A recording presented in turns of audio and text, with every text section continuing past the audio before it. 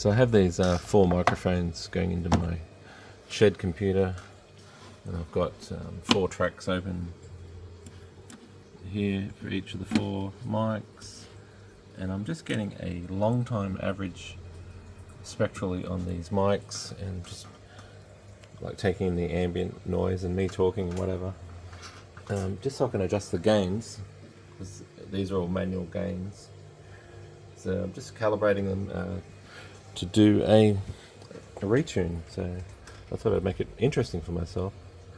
I can tell that, yeah, they're a little bit different, especially this one and this one are a bit low, and once I work out which one's which, and then I'll hit clear for everything. Clear, clear, clear. And until all these lines sit roughly in the same spot, then we'll be happy. So I'll go ahead and do a bit of calibrating. Alright, found the colour. Green is hot. Green higher. Green is input 9. Turn input 9 down a bit. Here we go. And then we'll press reset. Clear. Clear, clear, clear, clear. And then look at the graph a bit more. Just move the mic around the room. Green's a little bit shy on the treble. It's weird. Weird one. Some of these mics are pretty old and crusty.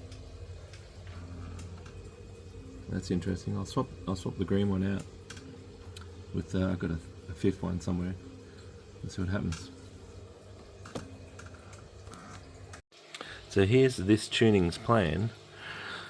We're going to get this 4 mic cluster. We're not calling it an array. We're going to record all 4 tracks in mono on the second computer whilst playing pink noise in the cabin. And there we can actually recalibrate the mics when we're finished anyway. And I'll just go in there with the spherical string technique, and I'll just announce I'm doing the right hand side, blah blah blah, and I'll say go. And this will all be recording the whole time, and then I'll come back in, and I can actually, because I make the tuning on here anyway, it's just good to double check there's no banging and popping, things like that.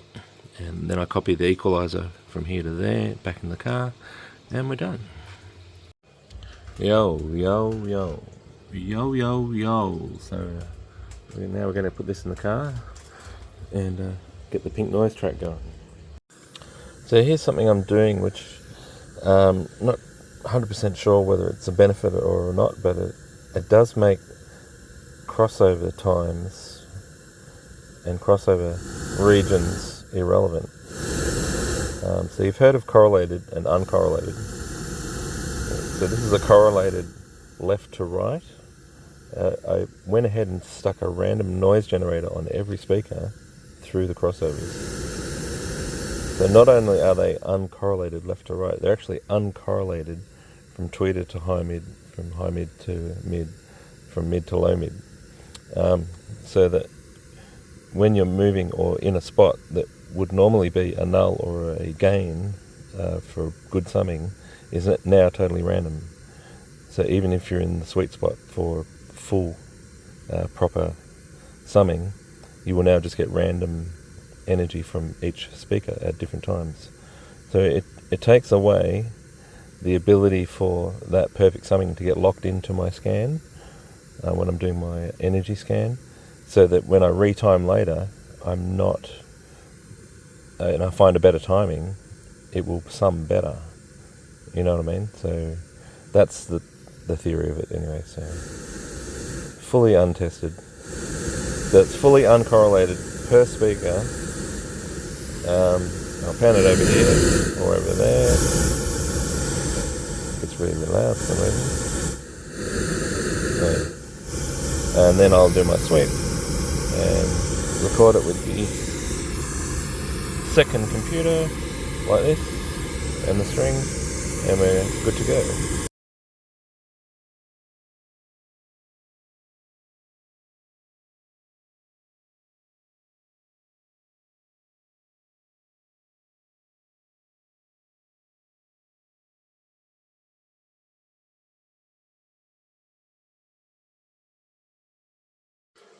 So this busy little beaver has put them into groups.